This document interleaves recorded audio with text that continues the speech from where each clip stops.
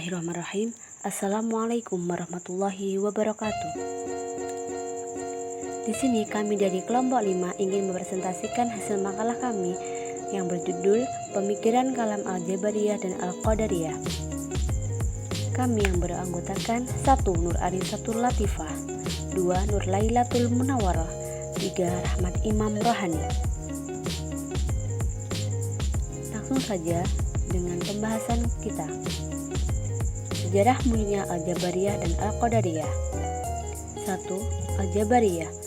Faham Jabariyah pertama kali diperkenalkan oleh Jad bin Dirham, kemudian disebarkan oleh Jam bin Sufwan dari Khurasan. Dalam perkembangan selanjutnya, faham Al-Jabar juga dikembangkan oleh tokoh lainnya, Al-Husain bin Muhammad An-Najjar dan Jad bin Dirar.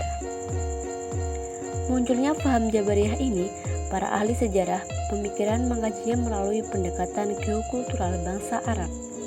Di antara ahli yang dimaksud adalah Ahmad Amin. Ia menggambarkan bahwa kehidupan bangsa Arab yang dikungkung oleh gurun pasir Sahara memberikan pengaruh besar ke dalam cara hidup mereka. Tergantungan mereka kepada alam Sahara yang ganas telah memunculkan sikap penyerahan diri terhadap alam. Yang kedua, Al-Qadariyah. Qadariyah muncul sekitar tahun 70 Hijriah atau 689 Masehi. Tokoh utama mazhab Qadariyah adalah Ma'bad al-Juhani dan Ghailan al-Dimashqi. Ma'bad pernah berguru pada Hasan al-Basri bersama Wasil bin Atta. Jadi beliau termasuk tabi'in atau generasi kedua setelah Nabi. Sedangkan Ghailan semula tinggal di Damaskus. Ghailan seorang yang ahli dalam berpidato sehingga banyak orang yang tertarik dengannya. Kedua tokoh ini yang menyebarkan paham-paham Qadariyah. Kedua tokoh tersebut mati dibunuh. Ghailan dibunuh pada masa Hisham bin Abdul Malik. Dibunuh dengan diberikan hukuman mati oleh Hisham yang sebelumnya diadakan perdebatan antara Ghailan dan Al-Auza'i. Materi selanjutnya akan disampaikan oleh saudari Nur Anisatul Latifah. Poin kedua, definisi pemikiran Al-Jabariyah dan Al-Qadariyah. Yang pertama, Al-Jabariyah. Harun Nasution menyatakan bahwa paham Jabariyah pertama kali diungkapkan dalam sejarah teologi Islam oleh Al-Ja'ad ibnu Dirham, tetapi yang menyiarkannya adalah Jaham ibnu Safwan dari Khurasan. Jaham yang terdapat dalam aliran Jabariyah ini sama dengan Jaham yang mendirikan aliran Al-Jami'ah dalam kalangan Murji'ah. Aliran Jabariyah yang memiliki pemikiran berbeda secara diametral. Pemikiran yang disinyalir tidak dapat dipertemukan titik tengahnya karena memiliki argumentasi yang cukup kuat dan bersifat legitimate.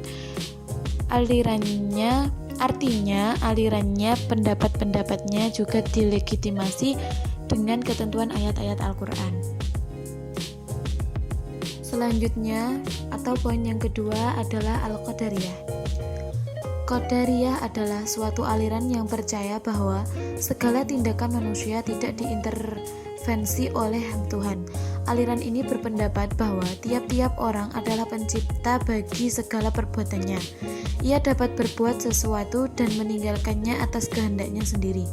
Harun Nasution menegaskan bahwa manusia mempunyai kudrah atau kekuatan untuk melaksanakan kehendaknya, dan bukan berasal dari pengertian bahwa manusia terpaksa tunduk kepada qadar Tuhan. Doktrin Qadariyah pada dasarnya menyatakan bahwa setiap tingkah laku manusia dilakukan atas kehendaknya sendiri.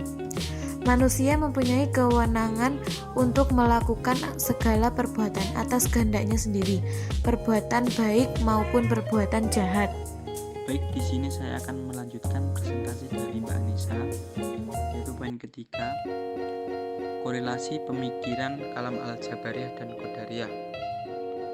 1. Aliran Jabariyah. Tampaknya ada perbedaan pandangan antara Jabariyah ekstrim dan Jabariyah moderat dalam masalah perbuatan manusia.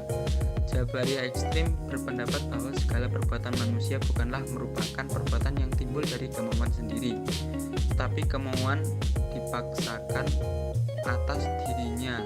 Misalnya, kalau seseorang mencuri, perbuatan mencuri itu bukanlah terjadi atas kehendak sendiri, tetapi timbul karena qada dan qadar Allah yang menghendaki demikian.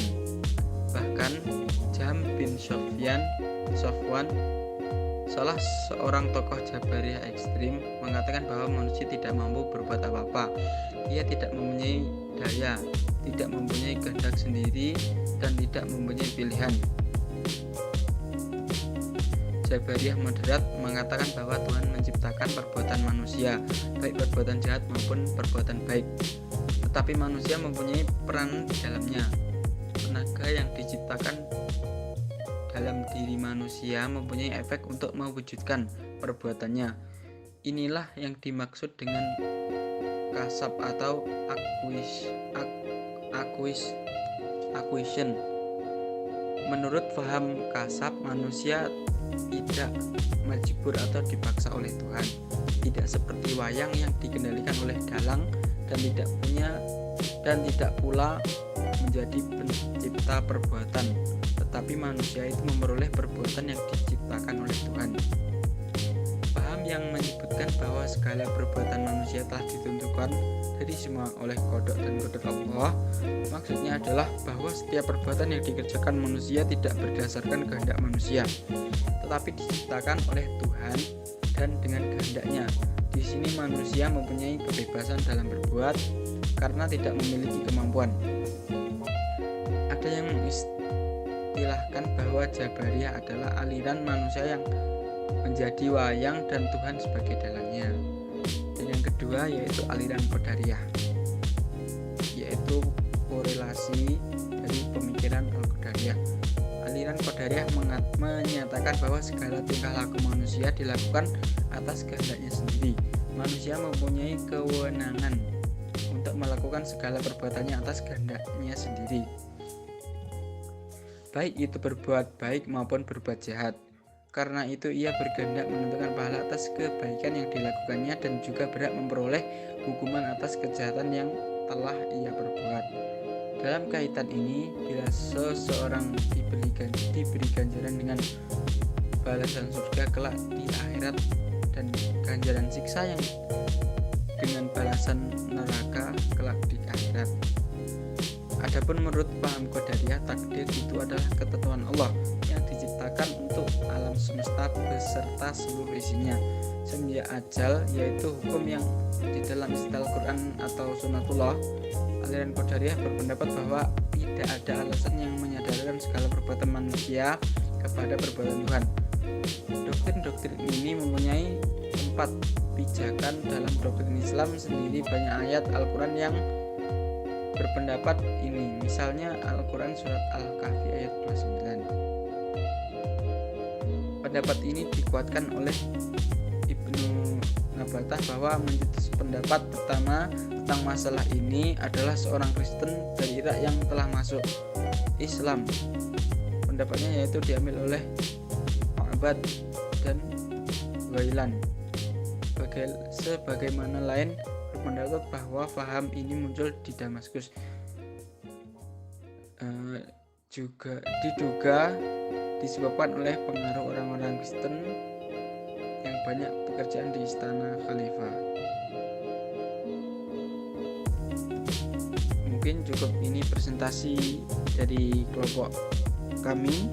Ada kurang lebihnya kami mohon maaf. Assalamualaikum warahmatullahi wabarakatuh.